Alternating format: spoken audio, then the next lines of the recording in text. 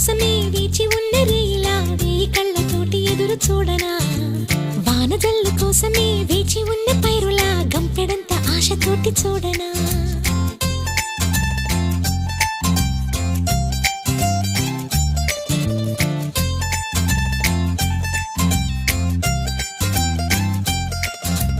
జోల పాట కోసం ఉయ్యాలలోన చంటి పాపలాగా కోడి కూత కోసం తెల్లారు జాము పల్లెటూరిలాగా ఆగనే లేనుగా చెప్పవా నేరుగా గుండెలో ఉన్న మాట ఏ ఒకటి రెండు మూడు అంటూ అరే ఒక్కో క్షణాన్ని నేను లెక్క పెట్టనా వెళ్ళు వెళ్ళు వెళ్ళు అంటూ ఈ కాలాన్ని ముందుకి నేను తొయ్యనా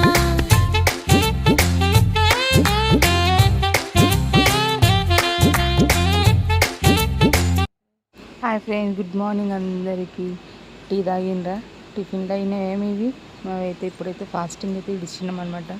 ఇక్కడైతే నేను మార్నింగ్ అయితే లేచి మొత్తం కడుక్కొని ముగ్గులు అయితే పెట్టుకున్నా, మొత్తం పెట్టుకొని పూజ అయితే చేసేసుకున్నా. చేసిన తర్వాత అయితే నా విద్యాలకి ప్రసాదాలకైతే వంటలు అయితే స్టార్ట్ చేసిన. ఇక్కడైతే పూజ చూడండి, తులసి కాడ దీపం పెట్టుకొని పూజ చేసుకున్నా. లోపల కూడా ఇంకా పూజ చేసేసిన, దేవుని దగ్గర కూడా.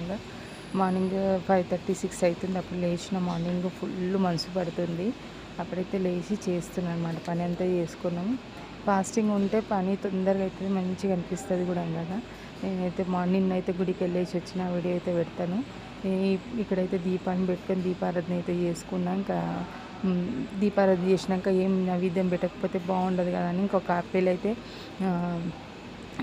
నైవేద్యం అయితే ఎక్కించుకున్నా. ఇక్కడైతే దేవుని పాటలు పెట్టేసుకొని ఇక్కడ నైవేద్యానికి అయితే స్టార్ట్ చేస్తున్నా. చూడండి, వంటలు వంకాయ మసాలా, ఇంకా పప్పుచారు, అన్నము, పూరి, ఖీరు, ఇంకా ఏమంటారు మన హల్వా చేయలేదన్నమాట. నేను బజ్జీలు చేసిన, కొన్ని ఆలు బజ్జీ, కొన్ని నార్మల్ బజ్జీ. ఇప్పుడు ఏమంటే ఈరోజు అల్లం ఎల్లిగడ్డ ఉల్లిపాయలు ఏం తినాం కనుక నార్మల్గా అన్నీ చేసిన అనమాట. ఇక్కడైతే పప్పుచారు కూడా అయిపోయింది, తాలింపు వేసేసిన, అంత అయిపోయింది. పూరి చేసేస్తున్నా. బజ్జీలు అయితే ఇంకా నైవేద్యం అయితే ఎక్కిస్తుంది దేవునికి. నైవేద్యం ఎక్కించిన తర్వాత కొద్దిసేపు అయిన తర్వాత నేను కూడా ఇంకా ప్రసాదాలు ఇంకా ఒక పొద్దు ఇడిస్తాను అనమాట. ఫాస్టింగ్ ఇడిస్తా. అందరు మార్నింగ్ ఇడిస్తారు కానీ నేనే లేట్ ఇడిచిన అనమాట.